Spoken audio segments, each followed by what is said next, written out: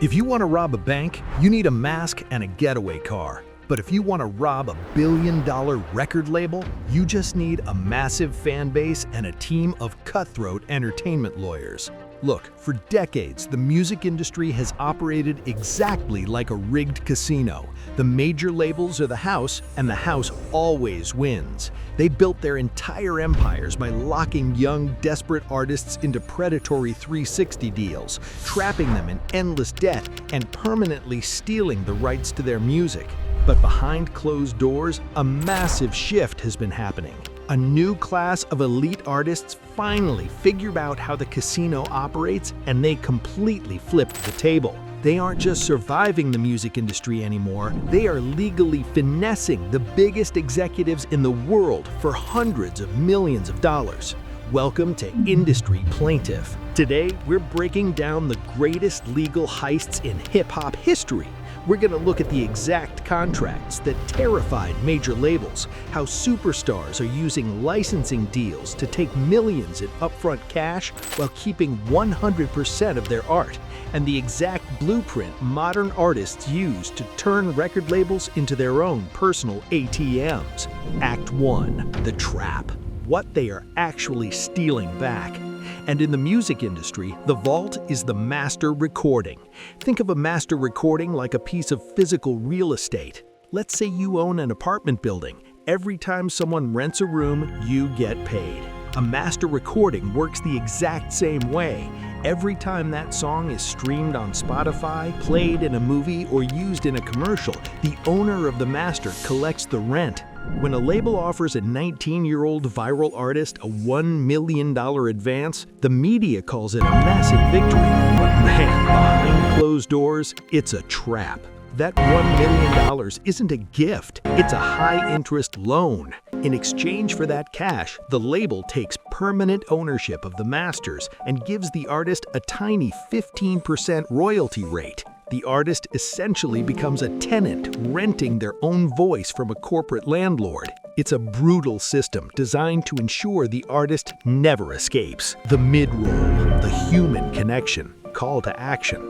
Now, before we get into the exact blueprint of how artists finally broke out of this trap, I just want to be real with you guys for a second. Putting these deep dive documentaries together takes weeks of digging through legal documents and honestly hundreds of hours staring at Premiere Pro and After Effects timelines to make the edits look perfect for you. If you appreciate the sheer amount of effort it takes to uncover the real truth behind the music industry and you value high-quality research over cheap internet gossip, it would mean the absolute world to me if you hit that subscribe button or join the channel. It's the best way to support the hours that go into this, and it ensures we can keep exposing the boardroom together. All right, back to the heist. Act 2. The Grandfather Heist. The 80-20 split. The blueprint for legally robbing a record label wasn't invented by a Harvard lawyer. It was invented in 1995 by a guy selling CDs out of the trunk of his car in the South. Master P had built an independent empire with no limit records. He was moving hundreds of thousands of units purely through word of mouth.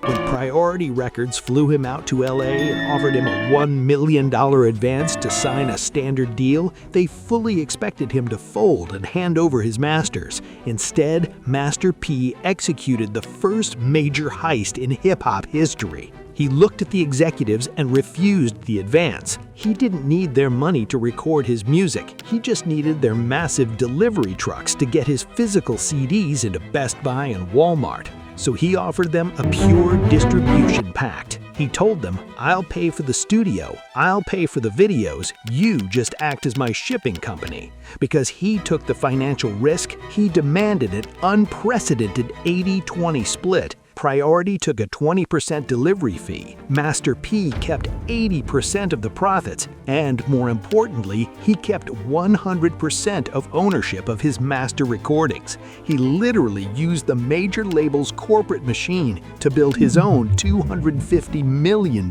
net worth. He turned the bosses into his delivery drivers. Act 3. The Modern Robbery. Licensing deals. Fast forward to today. Artists don't need delivery trucks anymore. They have the internet. You can build a massive cult-like fan base on YouTube and Instagram completely for free.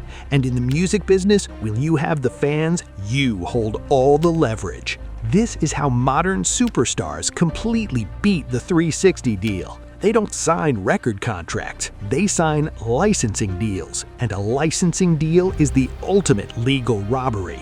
Here's how the finesse works. An independent artist builds up a massive catalog. When the major labels desperately come knocking, the artist offers them a lease. They say, "I'll give you the exclusive right to market and distribute my album for exactly 5 years, but you have to give me a $10 million upfront payment for the privilege of working with me."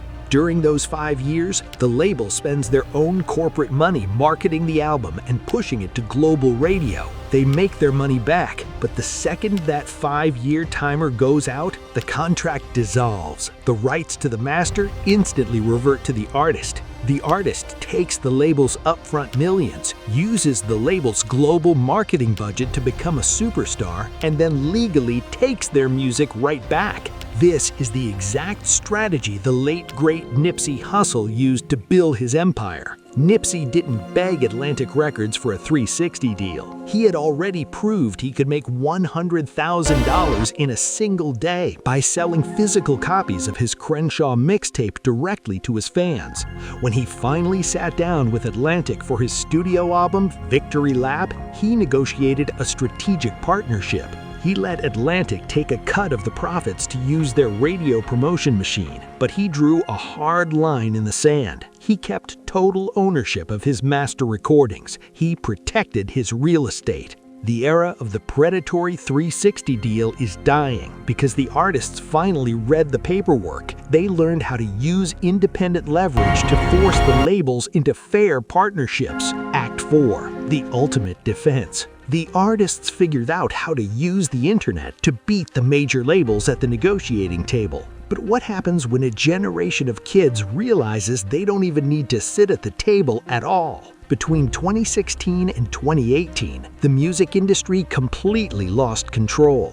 A wave of teenagers with distorted microphones, face tattoos, and zero industry connections bypassed the entire corporate system by uploading their raw, unfiltered tracks directly to SoundCloud. They didn't ask for permission, they didn't ask for marketing budgets, they completely broke the rules of hip-hop, generated billions of streams overnight, and forced the major labels into an absolute panic to catch up. In our next episode, we're diving deep into the SoundCloud explosion. We're going to break down the wildest, most chaotic, and most influential era in modern rap history and look at how it permanently changed the sound of music forever. Drop a like if you respect the independent hustle. Leave a comment letting me know your favorite artist from the SoundCloud era, and I'll see you in the courtroom for the next video.